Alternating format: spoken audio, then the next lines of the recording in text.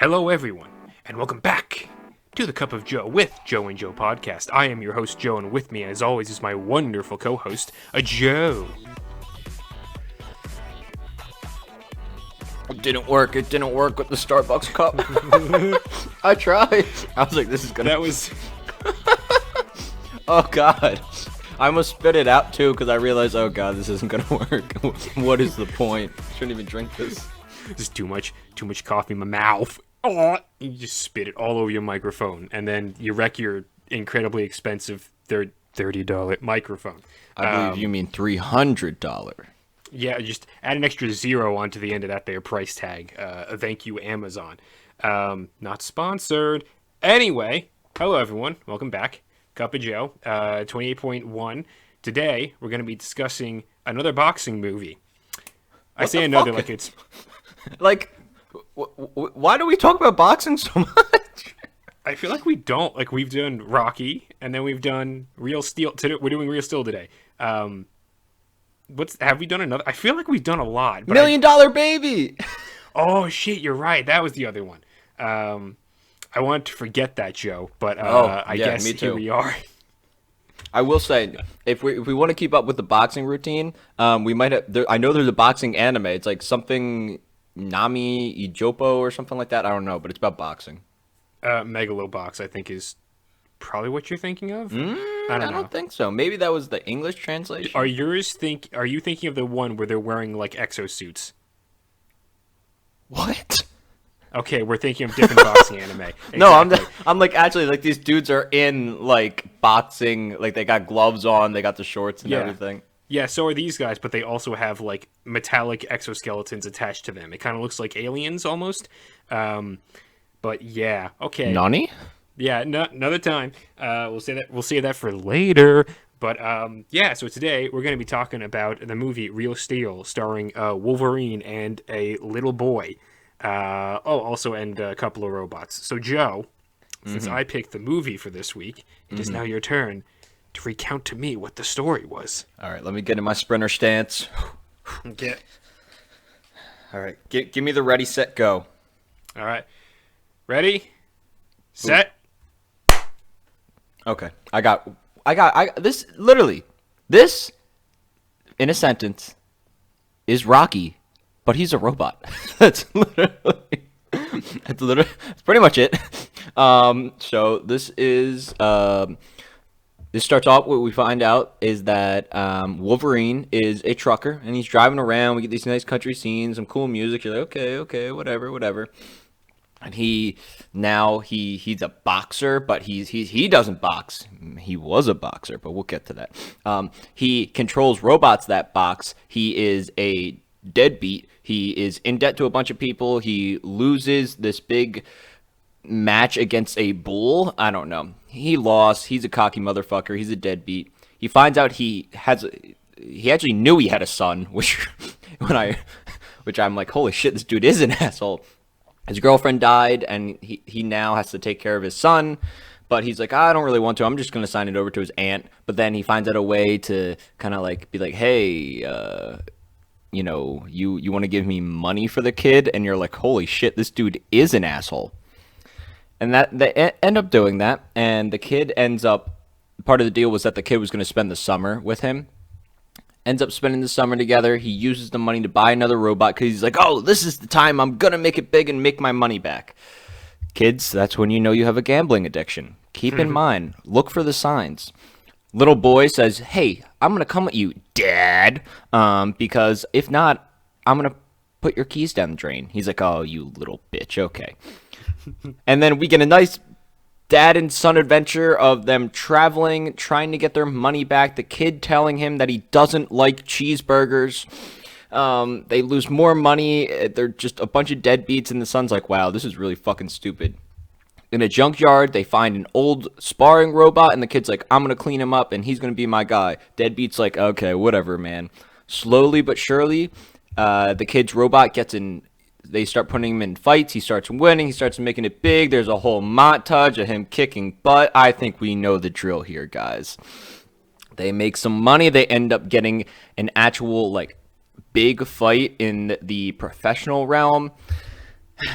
big scary dude who runs it all was like, hey, sell us your robot and we'll give you some money. And the kid's like, fuck that, you're scared, man, we're gonna take you on. So they set up this whole thing to take on the champion, who is like this. He's basically a Bionicle. He really fucking is. They just stole that skin so easily. We'll talk about it more.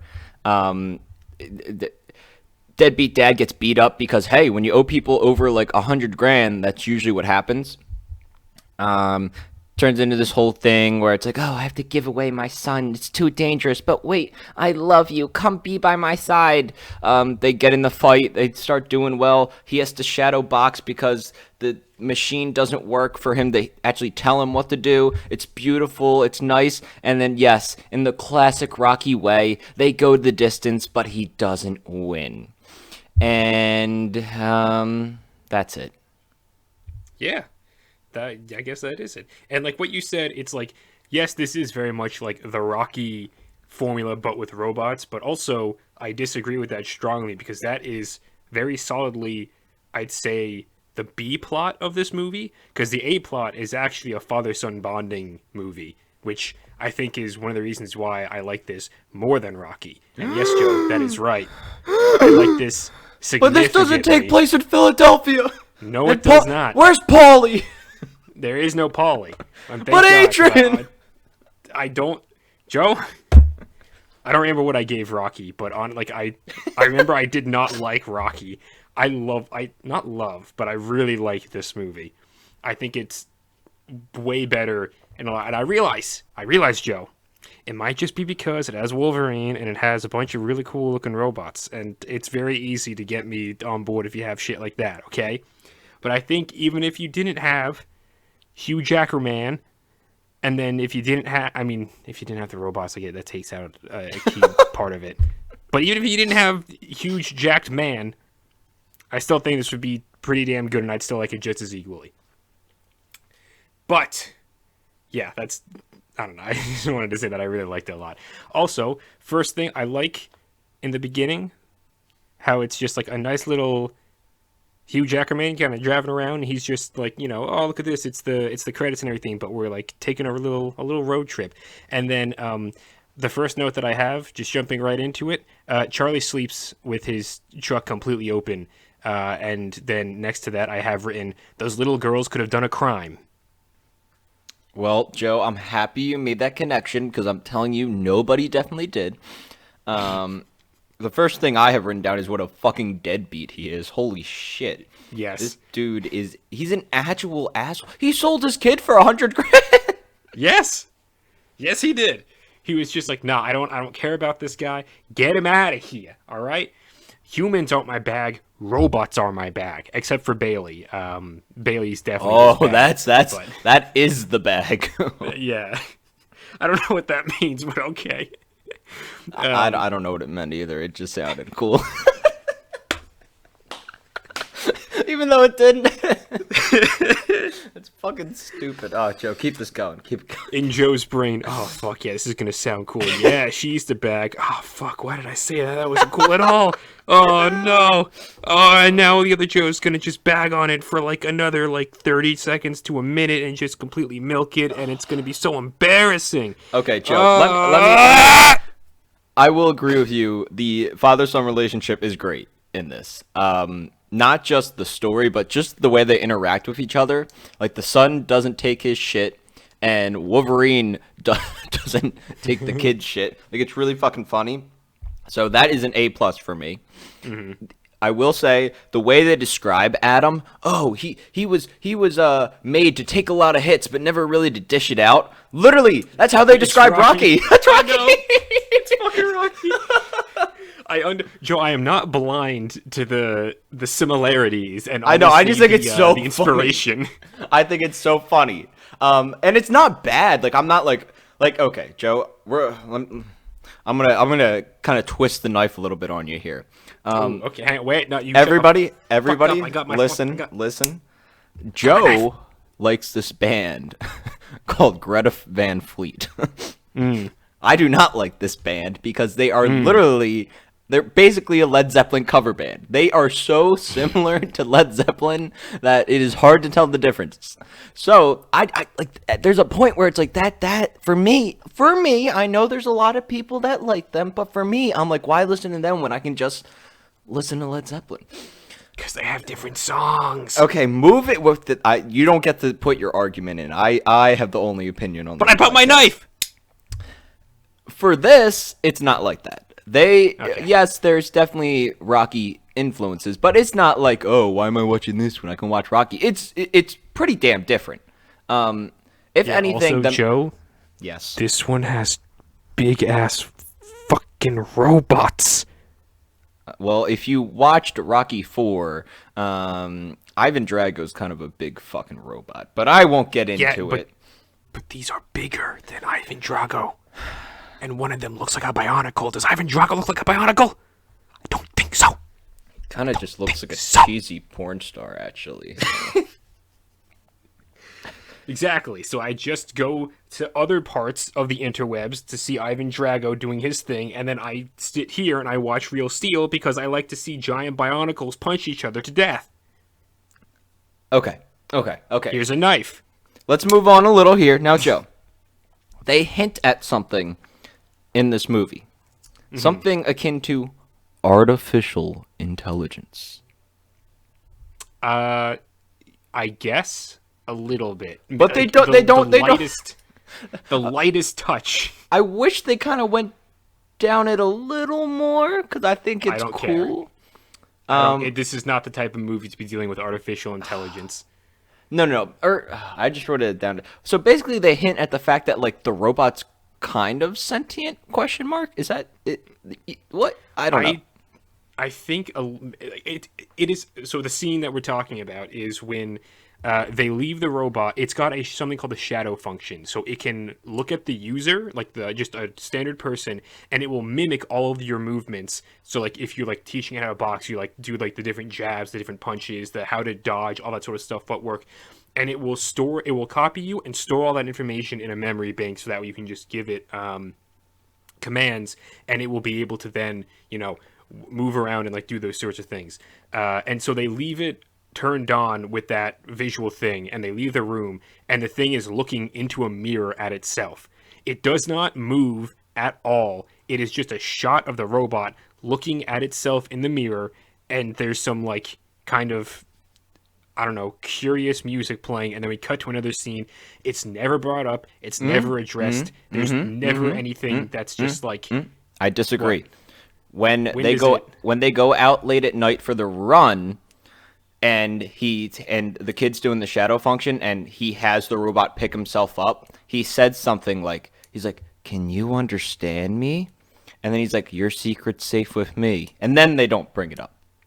Yeah, okay. And that was before the weird mirror scene. But yeah, so it's like they kind of like, I guess, like they jab at it a little bit. But again, it is not the focal point of this movie at all. They're like, okay, this is sci-fi, yes, but it's like as light of sci-fi as you can get. It's the near future. Robots. It's the near future. Joe, do you know? I know exactly what year this takes place in. Guess what year this takes place in? 2021. 2020. So this movie is actually the past now. God damn it. Uh-huh. I looked that up because I was curious, because there's a bunch of different stuff, specifically ads that I want to get to later, because there's a couple of... Really, there's just two things that I was like, ooh, this is funny to look at. But, yeah, I was curious because I was like, what year is it supposed to be? And so I gave it a quick Goog, and it's just like, yeah, it takes place in 2020. I'm like, God damn, I want to be in that 2020, you know? Exactly. I want to see fighting robots. I want to see fighting robots. Now, Joe. Yes. Let's talk about Zeus for a second. Yes. Okay, Bionicle Boy. He's literally a fucking Bionicle. Like, not even like the face is the biggest. That is such a Bionicle mask if I've ever seen one. Ooh, that reminds me. Maybe we should watch the Bionicle movie for one of these. I gotta write that down. I've never seen that. Yeah. Ooh, but okay. Let me talk while I look at my phone and write down in my notes. Yes, he's a Bionicle. Even the anatomy of him with some of the cables that come out of him. Like I literally definitely had a Bionicle that looked just like Zeus, just maybe not as buff. Yeah, I have parts that I would look at and be like, yeah, this looks like it would belong on Zeus. Like he looks like a cross between original Bionicles, but then also some of like the Hero Factory stuff that came out a little bit later Yes, on. Like his dude. armor and everything, it's very Hero Factory. Yeah, yeah. What the heck? I remember buying those. Those like they just kind of like reskinned Bionicle, right? It was basically the same thing. Yeah, it was still Bionicle. It was just like a subcategory of Bionicle. I think. I don't know. I'm not a historian on Legos and Bionicles and all that crap. I just bought them as a kid and smashed them together. Okay, okay. Thank you for. See, I didn't do that. I made mine, and then I would arrange them all in my room and be like, "Don't touch them. They're for looks." No touch.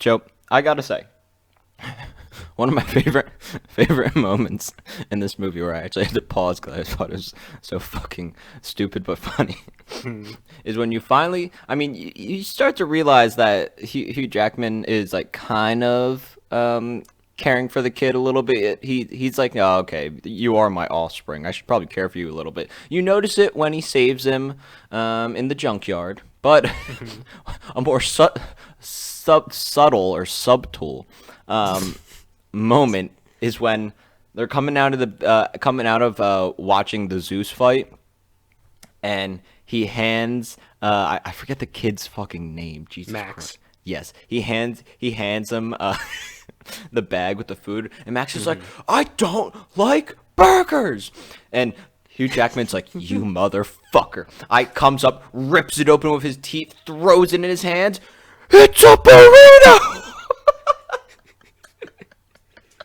What the fuck? Why was that so funny? I don't know, because it's just so funny hearing a large jacked Aussie in an American accent scream burrito. It's like you look at that and you're like, yeah, burrito is not a word that you can say in an angry tone and it sounds angry. It's like you just can't. So when you hear that with that tone, it's like there's some sort of tonal disconnect here, and it's very funny. And I think that's what the point of it was. But yeah, I did like that. Speaking of like, I guess this is very tangentially related to shot composition, which is what I'm talking about now. Hey, segues are weird. But there are a couple of surprisingly good shots in this movie. Like, it's actually filmed, I think, rather well. Like, there's some really cool stuff with, whatchamacallit, Dutch angles, where, like, in the fights, when the robots are... Yeah, I know. Can you say that one more time? Say it again. It's one of the rare instances where I'm actually like, ooh, this is cool because there's a Dutch angle, but it's used properly because it's used in the fights. And I think the instance that I'm thinking of is when Charlie and Max got Noisy Boy, the one of the first robots in the beginning, and they're fighting Midas, and Midas punches Noisy Boy and like does an uppercut, and the uppercut leads into like a Dutch angle, and I was like, whoa, that's because it shows how like the robot's getting his world rock sort of a thing, and like it's like all discombobulated, and I'm like, see, this is what the fuck a Dutch angle's supposed to be used for, Joe. This is what it's supposed to be used for. None of this establishing shot bullshit. None of this fucking shot, reverse shot, dialogue, talking head bull. Nah. Dutch angles are fucking weird and stupid, and they should be used in instances where you're like, oh, what the hell is going on? That sort of thing. I like that a lot. Also, in that same fight, there's a shot where after Noisy Boy's head gets just fucking smacked off, all the oil, like his body falls down, all the oil starts leaking out of the neck hole, and it's like pooling in like this puddle, and the camera is low to the ground, so you don't see Charlie's face or Max's face, but you see as the puddle expands, the reflection of his expression, and then how he reacts to this before the camera then pans it to him, and I'm like, that's a good shot. That's interesting and cool. I agree, Joe. I think there were some very good shots. Even the opening little montage. Like I said, going back to that, like I love that. Just having him on the truck, because you're like, it kind of sets the tone. Like it's kind of like out in the country, like boxing and this dude's kind of like a dirtbag. And I also like the title card too, where it just kind of comes up real still. Like if you went into Yeah. this having no clue what it was about, you'd be like, huh, interesting. But yes, I agree with you.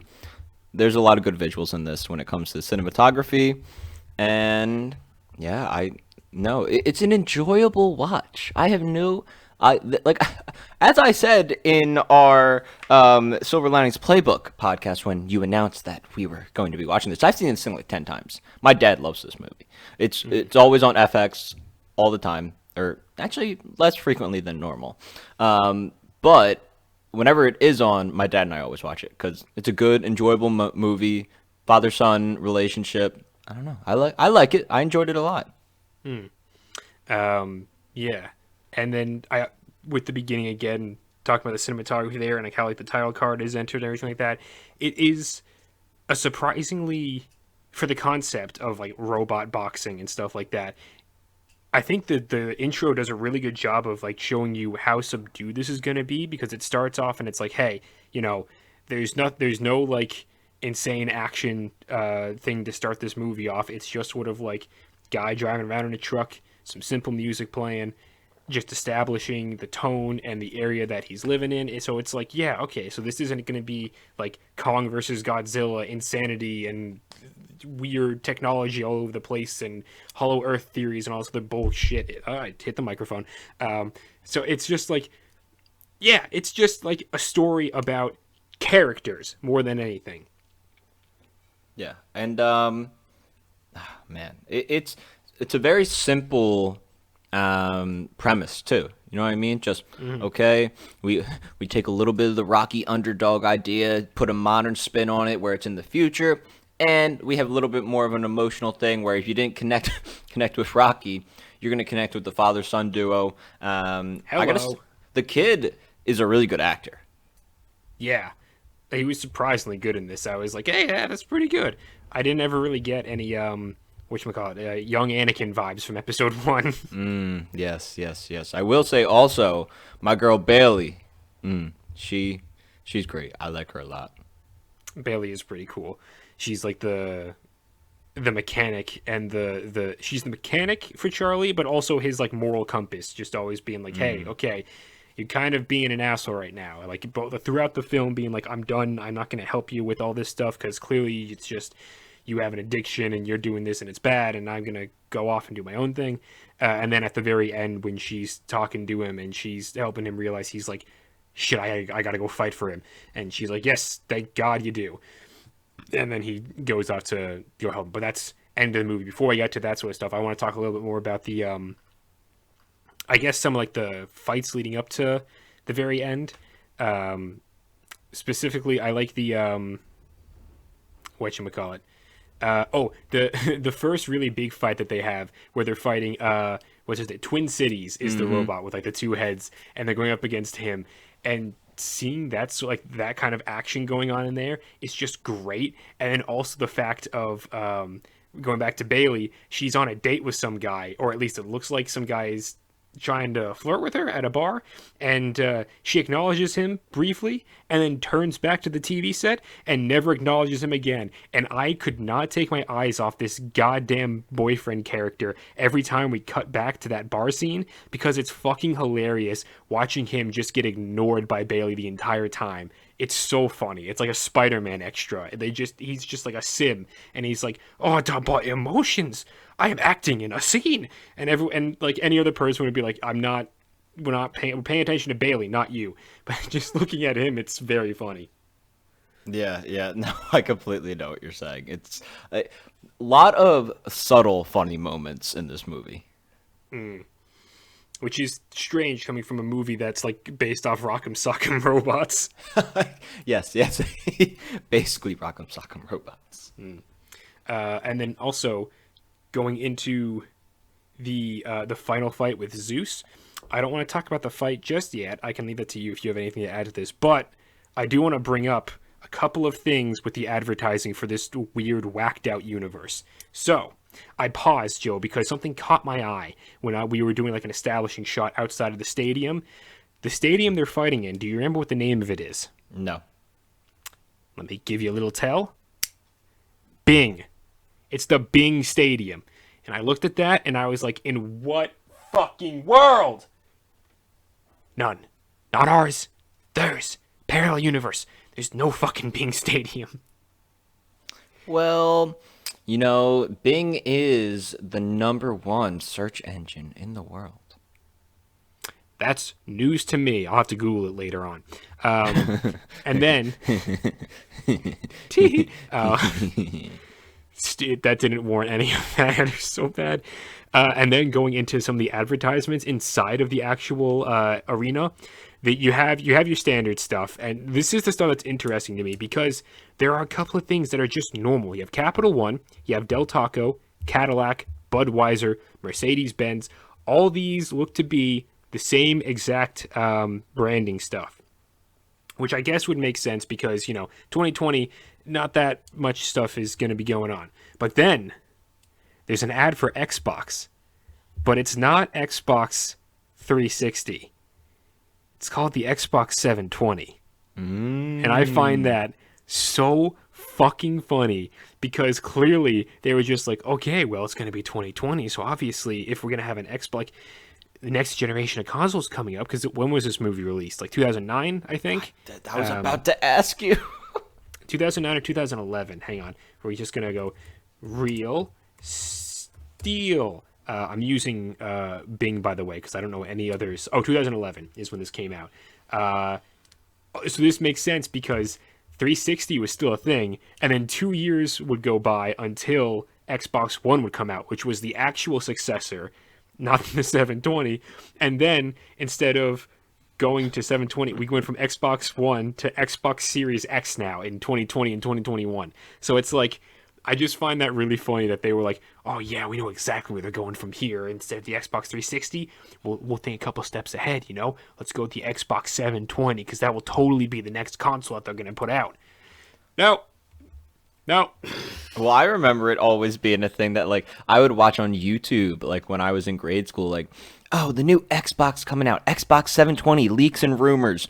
And there'd be YouTube videos where it would just be a dude talking over images he found on Google of, like, these, like, Xbox designs. He's like, yes, this is one of the possible designs of the Xbox 720. And it would be, like, a circle orb, like the orb from Drake and Josh, if you ever have seen that. And I remember being like, oh my God, it's going to be so cool. It's going to be so cool. And then, like, the Xbox One came out, and I was like, what the fuck? It has edges and sides. Blech. So, yes, I do remember seeing the 720 advertisement, but I don't know. I feel like if I saw this in 2011, I totally would have bought it. I'm like, yeah, okay. Yeah, this is going to be the future. Yeah, this is the future right here, baby. Xbox 720, let's go. Yeah, and then I don't know. Going into, there's not a whole lot to talk about with the fights because it's just a bunch of robots like punching each other and doing some really cool stuff. Again, like most of the really like memorable moments, I'll say, is like a lot of the character stuff, like seeing how much of an asshole Charlie is in the beginning. That's my last note. Charlie is literally a shithole. He's a shit. Oh my God! Even towards the end, when he gives Max back. And he's like, look, man, the fun's over. We got this. This is over. We're calling it the end of the road. I'm like, oh my God, you are such a shit. Like, come on, just fucking grow up. Be a man. Let's go. Well, that was him growing up because he understands that he's not like a good father figure, and obviously is not like he doesn't live in a safe environment. His kid like got beat up by the thugs who came after him to get the money. So what he was doing was more responsible. But obviously, Max was also just like, I want you to fight for me, and I want you to be, a dad that cares about me. Which, by that point, and by, after that point, I think he gets to that point. I don't know if he actually ends up, I don't think it's established in the film whether or not Max ends up living with Charlie or just going back to live with the aunt and uncle or whatever. But, if he did go back to live with them and then just hung out, like he was legal guardians were the aunt and uncle, but really, it's his dad. Charlie is his dad. So it's like, that's where he hangs out with him. He does stuff with him. That'd probably make a lot of sense to me. Yeah, no, I kind of wish that they kind of showed what happened, but yeah, I don't know. And like you said, there isn't, when it comes to like the actual fights, there isn't too much to talk about. Like they're just good, enjoyable fights. Like the choreography is really good. And seeing robots fight is pretty badass. It's so cool. The Zeus fight was really cool, especially once you get to see Adam just freaking rock Zeus, and they're like, "Holy shit, Zeus just got hit!" Because up until this point, he's like never even gotten hit before. Yeah, it's so nice. And also, I love the part where the shadow boxing actually comes into play. Oh yeah, because we've seen it being used. Obviously, Charlie uses it to teach Adam a couple of things. Max uses it to do his little intro dance to the, all the music and everything like that, get the crowd riled up. And then at the end, when the voice modulator or recognition, whatever thing, is broken, and then Max is like, Charlie, you gotta shadow box with it and actually do it. Dude, the shadow boxing mechanic is my favorite story element. That so really, cool. It ties everything together because you have the history of Charlie being a boxer that's kind of like got his ass handed to him, even though he was good, but it seems like he got his cage rattled one too many times and he didn't have that much confidence in himself.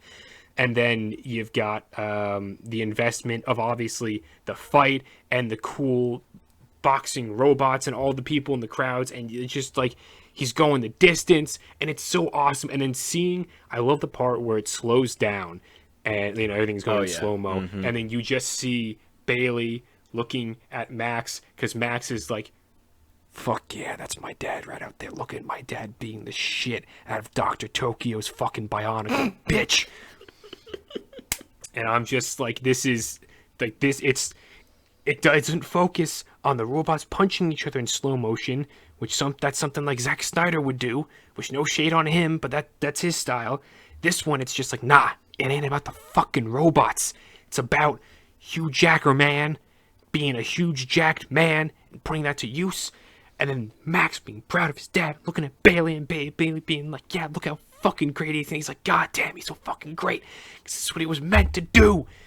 I gotta say, like, that final fight and like that moment, it got me real fucking excited and riled up. Like I was shadow boxing. I shit you not. I was shadow boxing with the screen. No idea what I was doing. I was sitting in a chair, so obviously it wasn't. I was just like pretending to dodge and like throwing punches and stuff. I was like, this is so fucking good. My mom might have come into the room once, just being like, hey, what's going on? And I'm just watching a movie. Nothing going on. And then she left, and I resumed doing it immediately. Shadow boxing feature is by far the coolest part of it, and it's apparently pretty unique in this world. And yeah, just bringing that into Charlie's background and making that connection, and that scene is really freaking cool, because it also connects to what Bailey was talking about, how in one of Charlie's fight, how he was floating off the mat. Yes. And it's almost like, oh, this is what she was talking about. This is how he looks when he gets in his zone. Yeah. So I found it really cool. Yeah, this is a good story. Not too much like a good story format. There's not too much fat in this. You get almost all story, and it's a good flow, a good ending. Yeah, you can't really ask for more from this. Yeah. Just nice, solid film. I was looking through my notes. I think I've gone through pretty much everything that I want to go through. My last note is Dr. Tokyo is hilariously douchey. I love the part where he loses at the, or he doesn't lose at the end, but when the fight ends and he fucking screams and then punches out the glass thing, I'm like, this is so funny. This is comical. I love it. Mm-hmm. But yeah, I think that's all I got to say on this little thingy ding. Well, Joe, I'm going to give you my rating. Mm-hmm. I give this a 6.75 out of 10. Very nice. Yeah, I'm giving this a 7 out of 10. It's a nice, solid film. Not the height of cinema, but I will say, what did I give? I feel like I gave Rocky something close to that as well. I don't even know what I think did you write gave it down? I'm trying to see. I think you gave Rocky a 6. I feel like I would have given it a 5 or a 6, and putting this like a point or two above that, I feel like is correct in my mind. Yeah. Okay. Okay, we're not going to get in my mind, Joe. In my mind. Yes, there we go. Thank you for the clarification. Mind. Well, Joe, that means it's my turn. See. It's the same thing as always. I'm craving my animation, man, and it's like we've gone 3 movies now, just doing some live action, a little bit of romance, a little bit of action. I need more weeb shit, bro. Mm, So we're I feel you. doing a staple, a classic, possibly the best. I swear to God, if you say Pom Poker, I'm gonna fucking punch my microphone. No. Okay. Akira. Ooh, it's been a very long time since I've seen that movie. I am. I think Ooh, the last okay. time you saw it was with me, and we watched it with our friend sophomore year at our apartment. Yeah, I think that would be correct. Yeah. God damn. All right. Okay. Anything else you have to add before I do the outro shiznaz?